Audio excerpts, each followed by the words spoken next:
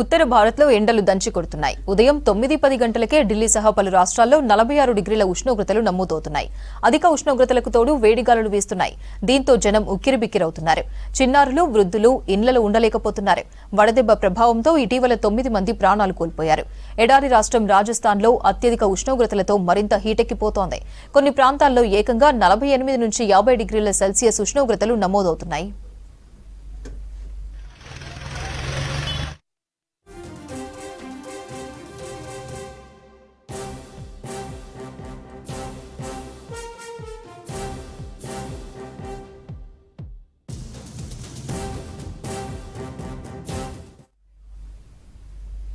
రానున్న రోజుల్లో heat wave పరిస్థితులు కొనసాగుతాయని హెచ్చరించింది భారత వాతావరణ శాఖ. ప్రజలందరినీ ఇళ్లకే పరిమితం కావాలంటూ సూచనలు చేస్తోంది.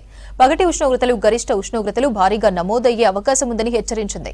రాజస్థాన్లో వడగాలుల ప్రభావంతో దేశ రాజధాని ఢిల్లీ, హర్యానా, పశ్చిమ ఉత్తరప్రదేశ్లో కూడా ఉష్ణోగ్రతలు సాధారణం కంటే పెరిగాయి.